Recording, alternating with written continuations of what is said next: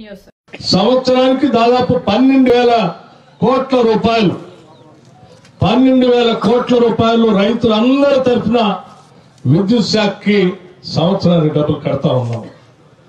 ఎక్కడ ఏ నెల కూడా ఆపకుండా మీ తరఫున డబ్బులు కట్టుకుంటూ ఈ ఇందిరమ్మ ప్రభుత్వం మీ అందరి తరఫున చేసుకుంటూ పోతాం.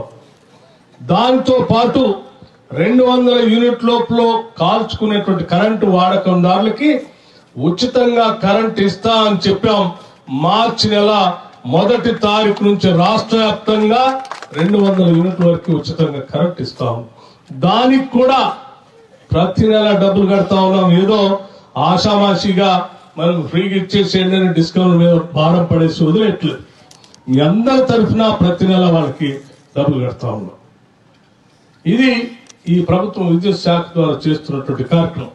ఇంతే కాకుండా ఇంకా ఒక అడుగు ముందుకేసి ఈ రాష్ట్రంలో వ్యవసాయ రంగానికి సంబంధించిన రైతాంగ సోదరుల్ని ఆదుకోవటం కోసం కేవలం ఆ పంటలకు సంబంధించినటువంటి ఇరిగేషన్ ప్రాజెక్టులు కడుతూ ఆ పంటలు పండించుకోవడానికి కావాల్సినటువంటి డ్రిప్ ఇరిగేషన్ ఇస్తూ పంటలు పండించడానికి ప్రయత్నం చేసినప్పుడు వాళ్ళకు కావాల్సినటువంటి ఖర్చుకు సంబంధించిన డబ్బులు ఇవాళ రైతు భరోసా పేరు మీద గత ప్రభుత్వం సంవత్సరానికి 10,000 ఇస్తే మొన్న మంత్రిమండలి మొత్తం నిర్ణయం చేసి సంవత్సరానికి 12,000 రూపాయలు ఇచ్చేటట్టుగా ఒక నిర్ణయం చేశాం.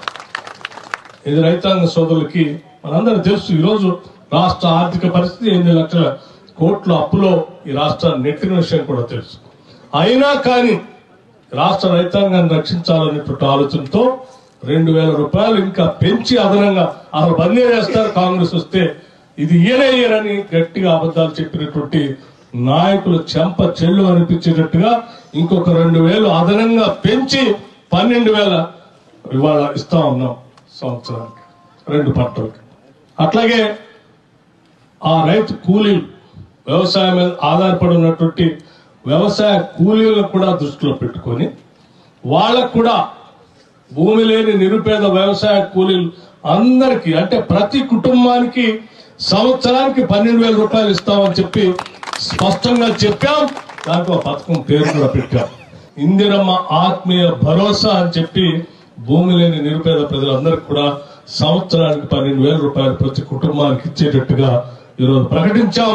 రేపు 26వ తారీఖు నుంచి ఇది మొదలవుతుంది.